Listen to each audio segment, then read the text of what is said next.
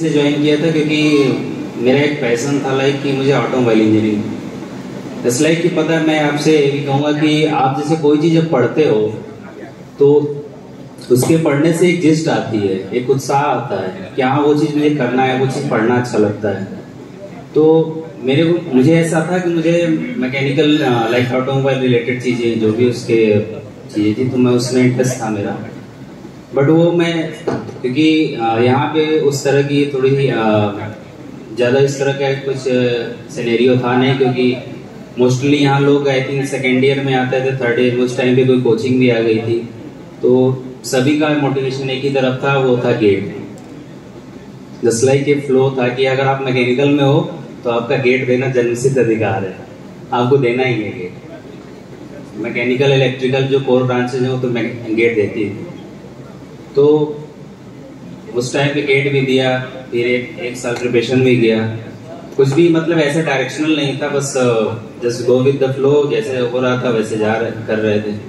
फिर हमें जो है यहाँ पे NIT इलाहाबाद में एमटेक मिला, तो वहाँ पे भी मैंने कॉलेज को प्रेफरेंस दिया, जो कि शायद एक मिस्टेक था मेरा, बिकॉज अभी हम Q&A सेशन में DHE डिस्कस करेंगे कि ऐसा नहीं होना चाहिए। अगर आप एमटेक में जाते हो तो आपके लिए कॉलेज के साथ साथ आपका जो स्पेशलाइजेशन होता है वो भी मैटर करता है, और मैं मानता हूँ कि स्पेशलाइजेशन ज़्यादा मैटर करता है, क्योंकि उस चीज़ के साथ इनकेस अगर आप आगे रिसर्च या फिर कुछ भी परस्यू करना चाहते हो तो वो सब चीज़ें इम्पैक्ट करती हैं आपको। तो मैंने बेसिकली वही मेरा लास्ट ईयर ही मेरा एमटेक कंप्लीट हुआ NIT इलाहाबाद से। देन करंटली मैं अभी IIT दिल्ली में सेंटर फॉर ऑटोमोटिव रिसर्च में मैं अभी कुछ ऑटोमोटिव से रिलेटेड ही रिसर्च वर्क मेरा अभी। तो इसलिए कि मैं आई वॉज गेटिंग ओनली, मैं सिर्फ 20,000 पर मंथ पाता था, बट मैं उस काम को करके मुझे डेली इतना सेटिस्फेक्शन मिलता था।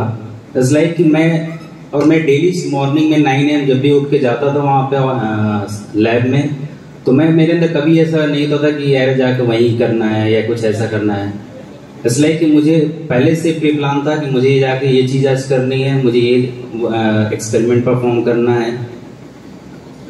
तो ये सारी चीज़ें मतलब ये होता है कि आपका मेन ये होना चाहिए कि आप एक पैशन मैटर करता है।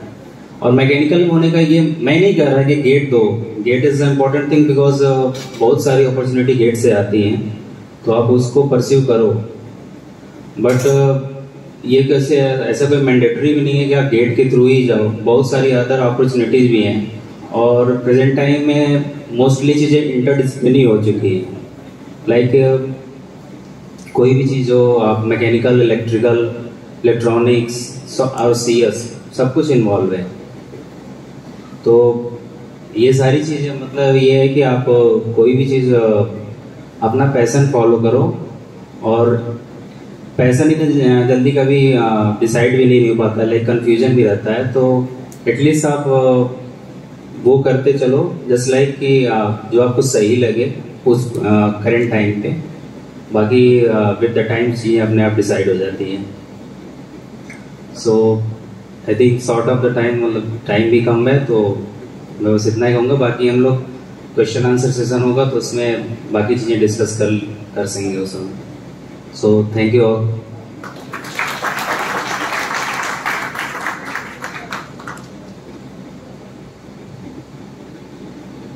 बहुत बहुत धन्यवाद मुकेश सर आपका। आप दिल्ली से सीधा हमारे सुल्तानपुर आए हमसे मिलने, हमारा मार्गदर्शन करने के लिए। हम मानते हैं कि समय बहुत हो रहा है, लेकिन हम अपने आज के लास्ट वक्ता को बुलाना चाहेंगे, हिमालय सर। हिमालय सर जिनका इंतजार पूरे स्पेशली पूरे कोर ब्रांच को है, और सर 2018 बैच के पास आउट हैं और इस समय असिस्टेंट इंजीनियर हैं PWD में। तो सिविल ब्रांच के अंदर थोड़ा सा उत्साह देखने को मिल रहा है कि तो सर आपका स्वागत है, आए स्टेज पर और हम लोग उनका मार्गदर्शन करें। हेलो, सबसे पहले मैं धन्यवाद बोलना चाहूँगा सभी को। जय हिंद। मेरी भी जर्नी जो कोशिश की जो रही है, बाकी सब लोगों की तरह ही रही है कि किसी ना किसी के थ्रू कनेक्ट होना। और जनरली सब लोगों को जो फर्स्ट ईयर में आते हैं उनको 26 जनवरी को पता चलता है कि हाँ कोर्सेज का ये फंक्शन हो रहा है और उसके रिगार्डिंग। लेकिन